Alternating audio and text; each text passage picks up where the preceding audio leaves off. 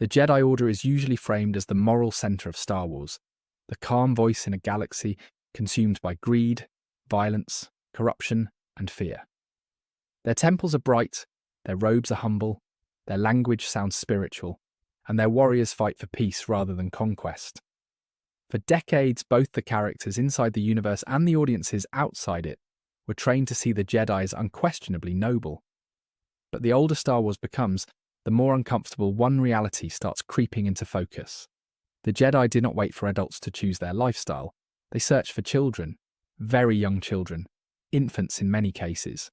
They identified emotional sensitivity before a person could even develop a stable identity, removed those children from their families, and raised them inside an institution that controlled nearly every aspect of their emotional development.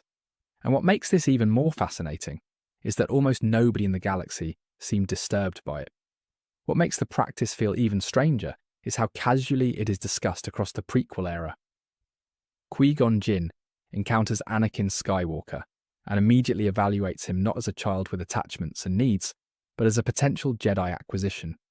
The conversation revolves around his age, his Force sensitivity, and whether he can still be shaped properly.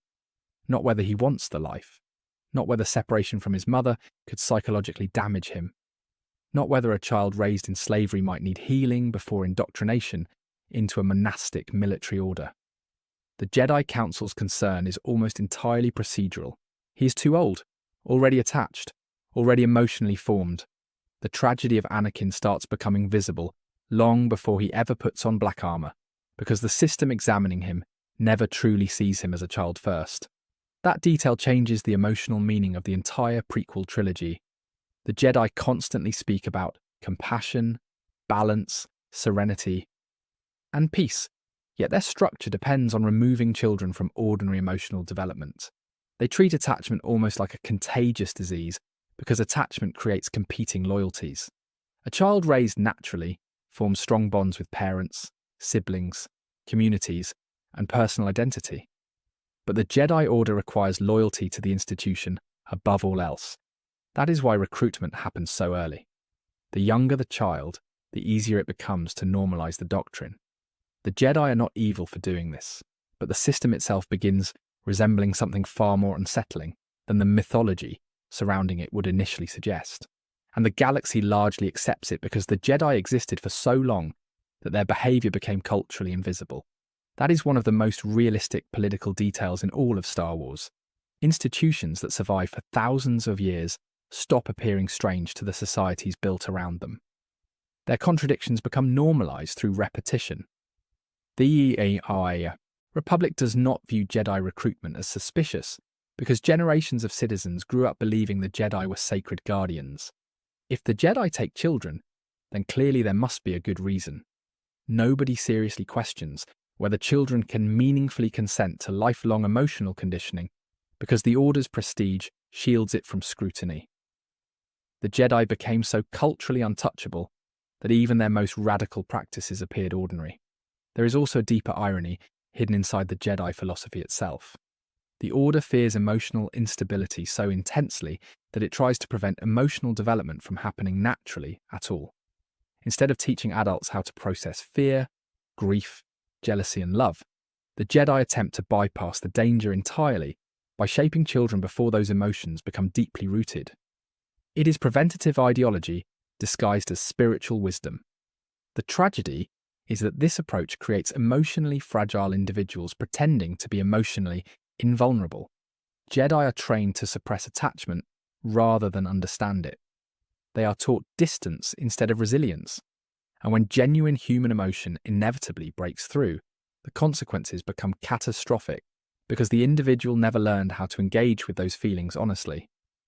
What makes the Jedi system especially disturbing is how much it resembles benevolent institutional control rather than outright cruelty. The children are not beaten, they are not starved. They are educated, respected, trained, and empowered. Many Jedi genuinely become compassionate heroes. That complexity is important because the Order is not secretly evil.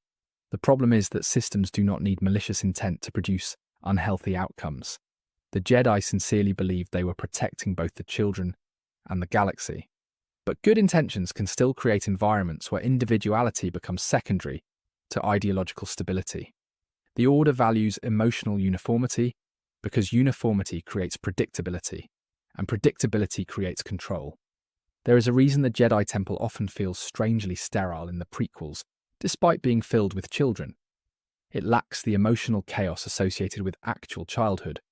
The younglings speak carefully, they move carefully. They exist inside a highly regulated emotional ecosystem. Even moments designed to appear warm carry an eerie undercurrent because the institution has already begun shaping their identities before they understand themselves.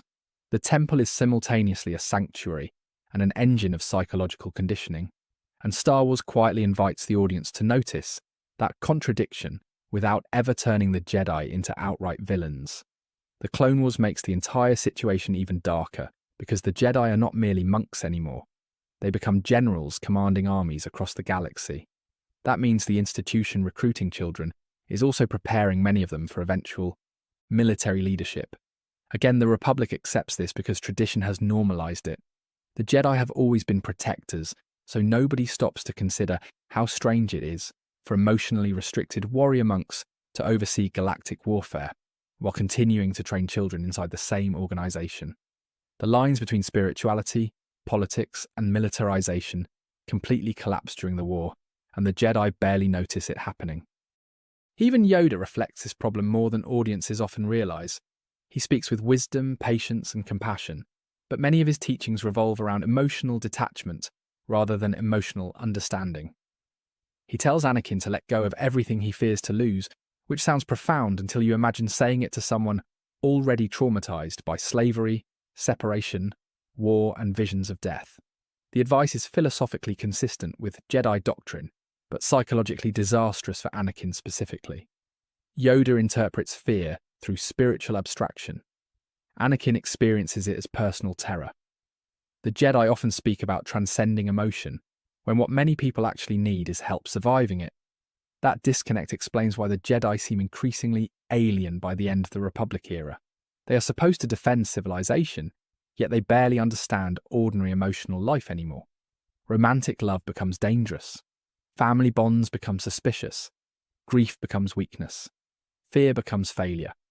But these are foundational parts of being alive. The Jedi are attempting to create guardians untouched by emotional instability. And in doing so, they unintentionally create people unequipped to engage honestly with the emotional reality of the galaxy they protect. The institution slowly loses contact with humanity while believing it is preserving peace. There is also a chilling historical parallel hidden beneath the fantasy. Throughout history, many real-world institutions justified removing children from families for supposedly noble purposes: religious indoctrination, military conditioning, forced cultural assimilation, elite educational grooming, ideological restructuring. The methods differed, but the underlying logic was often similar. Shape identity early enough, and loyalty becomes permanent. Star Wars never directly compares the Jedi to those systems, but the echoes are impossible to ignore once noticed. The Jedi are softened by kindness and morality, yet the structural resemblance remains psychologically uncomfortable. And that discomfort is probably intentional. George Lucas did not design the prequels as a simple story about heroes losing to villains. He designed them as a tragedy about institutions becoming rigid, self-assured, and spiritually exhausted. The Jedi are not meant to be hated. They are meant to be questioned. Their downfall matters because they were still trying to do good, while participating in systems they no longer fully understood. The audience is supposed to feel conflicted because the galaxy truly was safer with Jedi than with Sith. But safety alone does not automatically make every practice morally clean. By the time Order 66 happens, the emotional irony becomes devastating. The Jedi spent generations trying to control emotion through discipline, detachment, and early conditioning. Yet they are ultimately destroyed by emotional blindness. They fail to understand Anakin's fear. They fail to understand public perception. They fail to understand Palpatine's manipulation of resentment and insecurity. And perhaps most tragically, they fail to understand the children they spent centuries raising.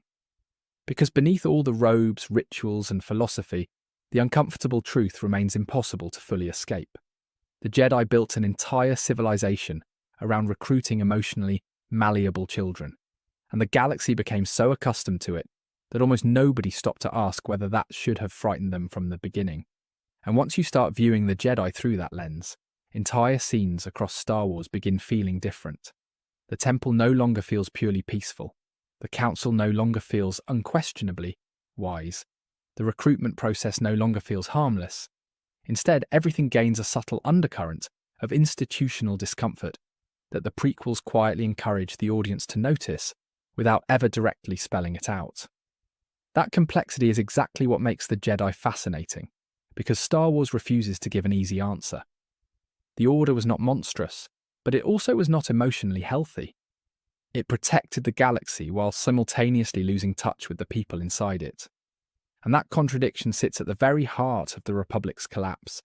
The Jedi believed that suppressing attachment would create peace, but what it actually created was emotional repression hidden beneath ritual and discipline. The tragedy is not that the Jedi were secretly villains. The tragedy is that they were sincere people trapped inside a system so old and unquestioned that nobody realized how unnatural many of its practices had become until the entire galaxy exploded around them. Palpatine did not destroy a perfectly functioning institution. He exploited one that had already stopped understanding itself. That is why the fall of the Jedi feels so haunting decades later. Not because evil defeated goodness in a simple fantasy battle, but because a civilization spent generations treating something deeply unsettling as completely normal.